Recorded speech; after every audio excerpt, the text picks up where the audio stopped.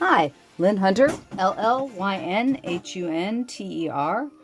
Today we're going to be painting a black-footed ferret from my Endangered Zoo series. Unfortunately, I don't have the video for the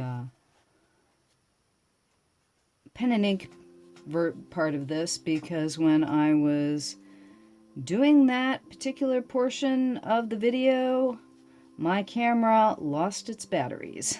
So I had a very nice video, at least I thought I had a very nice video, and once it was completed, unfortunately it was not recording. My apologies for that. We're starting today with raw sienna for the background. Black-footed ferrets live in the Dakotas. They live in the plains area of the United States, and they were thought at one point to be extinct until they found a small group of them out in the wild, and they were able to rescue them. And now, from what I understand, we're up to about, let's see here, what does it say here? I'm looking at my Wikipedia page, which you will have at the bottom of this video, that there are over 1,000 mature individuals currently across 18 populations. So I think that we have primarily brought the baby back from the wild. Or, I'm sorry, brought the baby back from the brink of extinction, which is a very nice thing considering there are several populations of animals that we have allowed to go extinct in my lifetime. The one that really made me sad was the black rhino no longer exists in the wild. It only exists in zoos, and its populations have gotten very, very small. And that is pretty dang scary.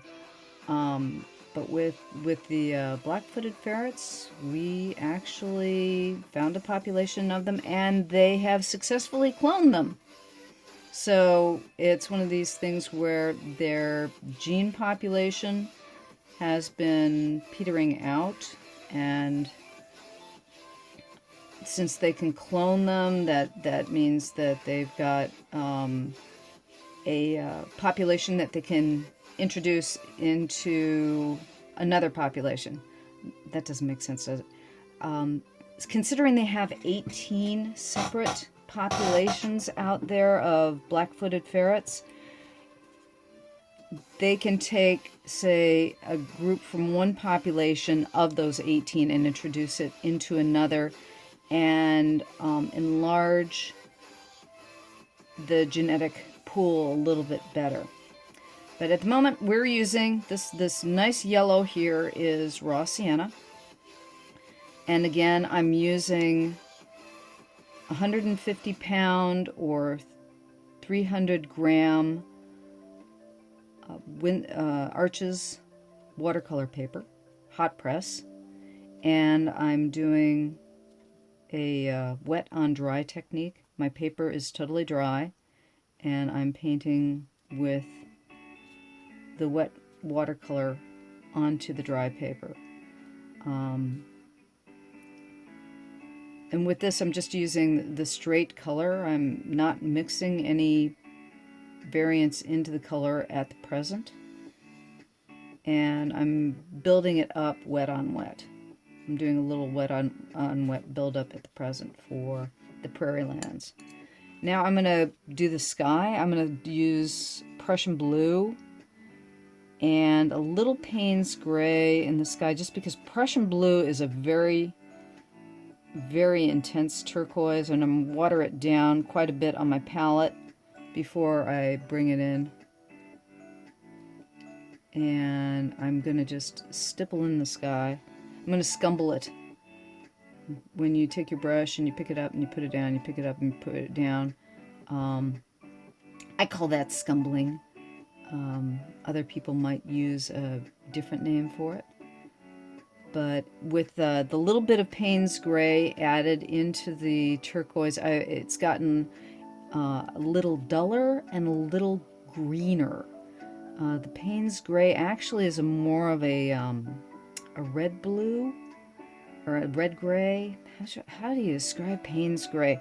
Payne's Gray is kind of a cool purpley gray. I've talked about it before. It's one of my favorite go-to colors instead of using black, because when you mix it in with other colors, it comes out with very interesting and unusual combinations. It's great for cool shadows without being really heavy like black is. And I use it quite a bit for shadows. I use it quite a bit for dulling down color. I don't like real intense pure color, or I try to stay away from it because I have a tendency to do too much of a candy color a lot of times. And so I try to dull down my colors a bit, because most colors aren't the out of the tube candy color. They're more natural colors, have their complement mixed into them. So there'll be a tendency, most colors in nature have a tendency to be a little bit grayed out. And I like my colors a little bit less intense. But they still, it's amazing how intense my colors will get, just because I have a tendency to do that. Now I'm going to take the Payne's Gray itself to use the clouds, and you'll be able to see. Now, mind you, with the camera that I'm using, the color correction is not the best in the world. But you can see that the Payne's Gray, it's this marvelous blue color that it leans towards somewhere between purple and black, and because it doesn't have black in it, it's more of it's like if you took your primary colors and mixed them in equal amounts together to get a really nice gray. That's kind of what Payne's Gray does, and I personally like it a lot. I like it for grays. I like it for, like I said, mixing in with other colors to tone them down just a hair. There. And then we've got our clouds. I'm going to put a little bit of purple or violet. It's like, I like to call it purple, but it isn't. It's not really purple. It's violet. I like violet shadows. I'm going to make the shadow underneath our ferret violet here. Now the ferret itself is black and white, but I'm going to use sepia for my black. So I'm coming in with sepia over the black cross hatching here that's on the ferret to darken up its fur.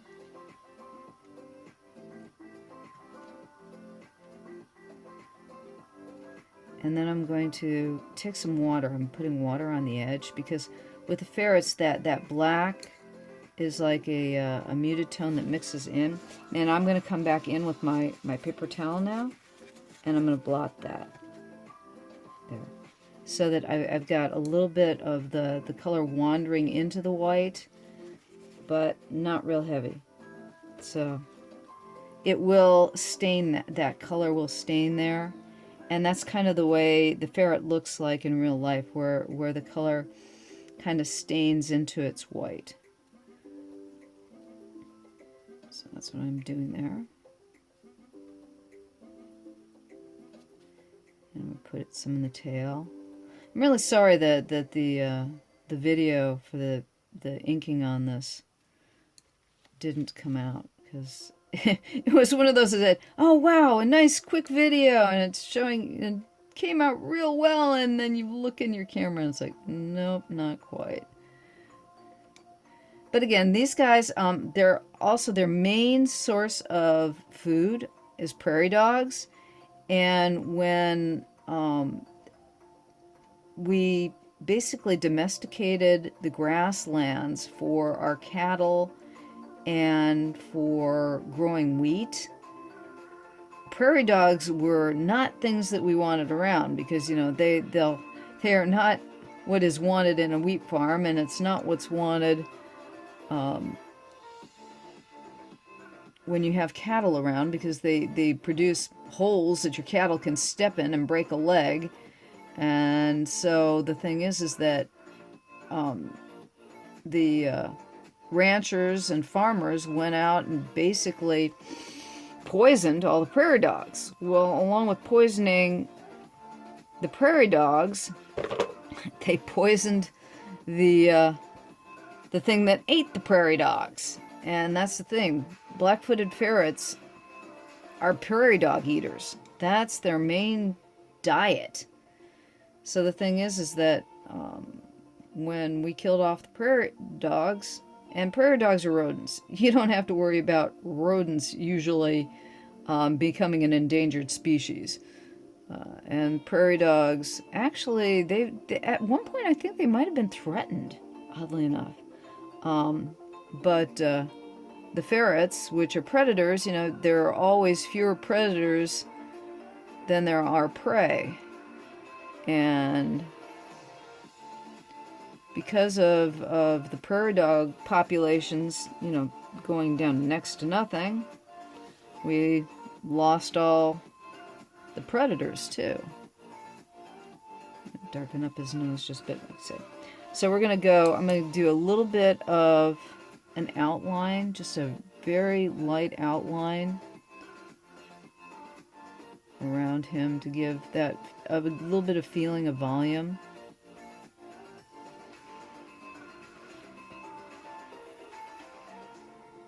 And you can see I'm doing this very, very lightly. So when this dries, you'll still be able to see that sepia color, but it's not real dark. And then I've got a couple of his cohorts are in the background here. And just, again, giving the illusion to the fact that what we got in the background here are definitely two black-footed ferrets sticking up there. And I think I'm going to take just a little bit of violet and a little bit of Payne's Gray for these clouds here. And put a little bit into the clouds up here. Because whenever you put a color in one place in the painting, you want to try to put it in a little bit of somewhere else in the painting to drag the eye around and harmonize all the color. Put a little bit more purple down, or excuse me, I keep on calling the violet purple.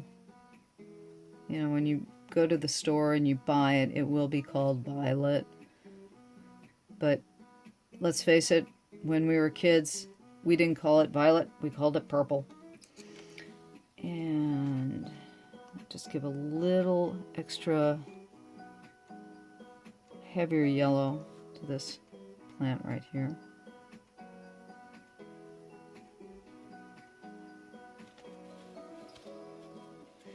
And I'm going to put just a touch of violet in the shadows in our little furry friend.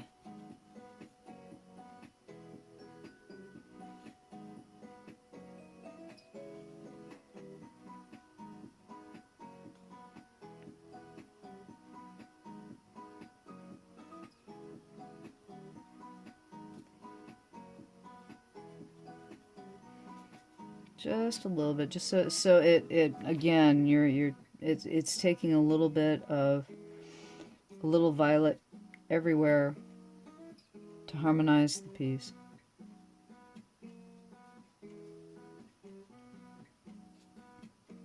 And that's about it.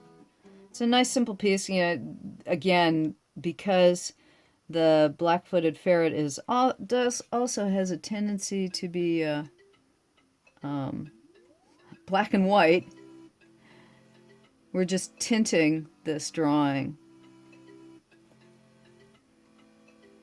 Okay, And I think we're just about done. This, I'm using just a little bit of Payne's Gray Heavy to give more of the black in here, to darken up its mask a bit.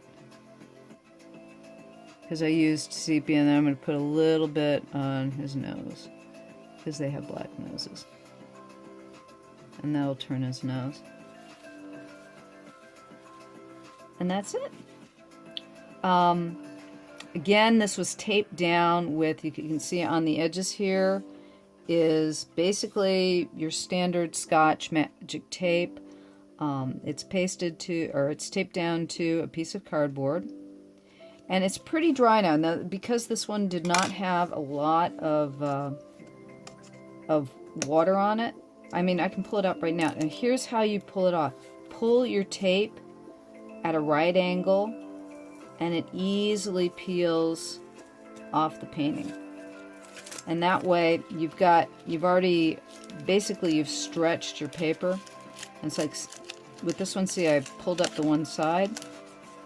So since I pulled up that one side, I can take this side here, and then again, I'll pull it at a right angle, and then I can pull it down here, the right angle.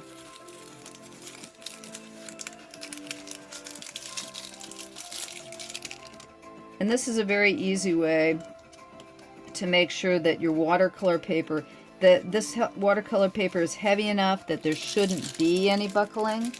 But the taping it down onto a piece of cardboard or strong chipboard makes sure that it won't actually wrinkle on you. And that's it. Thank you for watching today. I really appreciate your coming to visit. And that's it for this week. And there will be another one posted next week. Please subscribe to my channel and like the video.